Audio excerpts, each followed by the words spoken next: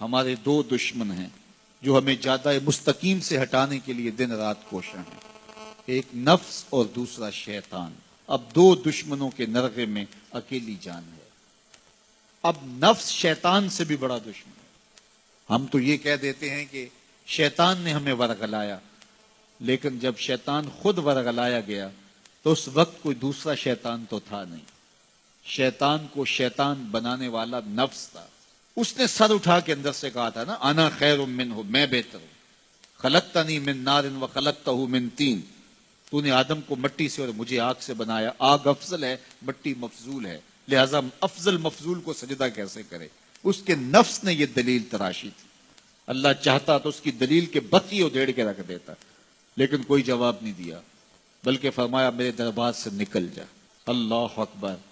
تو شیطان کو جو دلیل سکھائی اس کے نفس نے سکھائی۔ تو شیطان اور نفس دو بڑے دشمن ہیں، یہ دونوں ہمارے ساتھ لگے ہوئے۔ لیکن اللہ کا کرم یہ ہوا، اذا جاء رمضان سلسلۃ الشیاطین، جب ماہ سیام آیا شیاطین جکڑ دیے گئے۔ آج یہ مسجدوں کے در کشادہ ہو گئے ہیں، پھاٹک کھل گئے ہیں، لوگوں کا ہجوم یہ شیطان کے بن جانے کی وجہ سے۔ لیکن اس کے باوجود مہنگائی ہے، اس کے باوجود جو ہے وہ ذخیرہ اندوزی ہے، اس کے باوجود نظر کی بدکاریاں ہیں، خیالوں کی آوارگیاں ہیں، کم تولا جا رہا ہے، کم ناپا جا رہا ہے، اور بہت سارے گناہ بھی موجود ہیں۔ تو جب شیطان بند گیا تو یہ گناہ کیوں ہیں؟ تو جواب اس کا یہ ہے کہ نفس موجود ہے۔ شیطان کے بندنے کی وجہ سے نیکی کا ماحول پیدا ہوا، نفس کے موجود ہونے کی وجہ سے برائی کا ماحول موجود ہے۔ لیکن ہمارے لیے موقع ہے کہ شیطان بند گیا، نفس کا مقابلہ کر لیں۔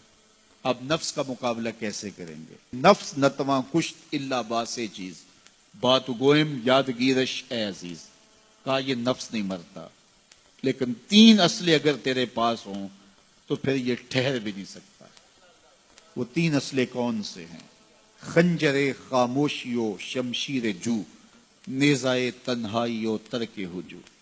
خاموشی کا خنجر، بھوک کی تلوار اور تنہائی کا نیزہ۔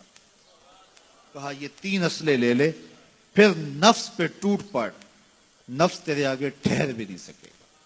تو خاموشی سے نفس کا مقابلہ کیا جا سکتا۔ میرے حضور نے فرمایا من صمت نجا، جس نے خاموشی اختیار کی وہ نجات پا گیا۔ وہ شمشیر جو، شیخ فرماتے ہیں دوسری بات بھوک کی تلوار۔ نفس کا سر کاٹنے کے لیے بھوک کی تلوار چاہیے، چونکہ انسان کی خواہشات نفس بھوک سے کمزور ہوتی ہیں۔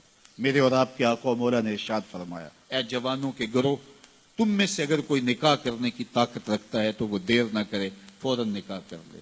یہ نظر اور پارسائی کا محافظ ہے، یہ تمہاری عصمت کے جوہر کو لٹنے نہیں دے گا، تمہاری عزت، تمہاری آبرو، تمہاری پارسائی کا محافظ بن جائے گا نکاح۔ اور اگر تم میں نکاح کرنے کی فی الحال طاقت نہیں ہے، تمہارے حالات ایسے نہیں ہیں، تو فرمایا کہ فعلیہ بالصوم، تو کثرت کے ساتھ روزے رکھو، فإنہ لہ وجاء، اس لیے کہ یہ قاطع شہوات ہیں۔ تو بھوک سے نفس کی تہذیب ہوتی ہے، بھوک سے خواہشات نفس مٹتے ہیں، آرزویں کم ہوتی ہیں۔ اس لیے ہمیں بالخصوص جوانی کی عمر کے اندر نوجوانوں کو کثرت کے ساتھ روزے رکھنے کی تلقین کرنی چاہیے، تاکہ وہ اپنی اس عمر کو، اپنی جوانی کو کہیں غلیظ نہ کر بیٹھیں، اور اپنی جوانی کے تقدس کو، عصمت کے جوہر کو کہیں برباد نہ کر بیٹھے۔ یہ سب سے قیمتی سرمایہ ہے کسی شخص کا کہ اس کی عصمت کا جوہر پاکیزہ رہے۔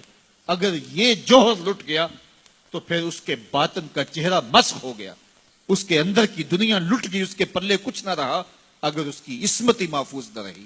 تو عصمت کی حفاظت کے لیے کثرت کے ساتھ روزے رکھنے کی تلقین کی گئی۔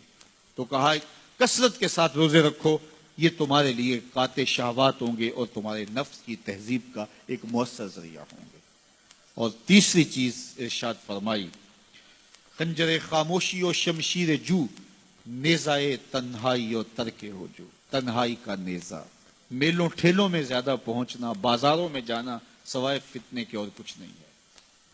اس لیے فرمایا گیا مسجد میں جلدی جاؤ دیر سے آؤ، اور بازار میں دیر سے جاؤ جلدی واپس آ جاؤ۔ تمہارا دل مسجدوں میں لگنا چاہیے۔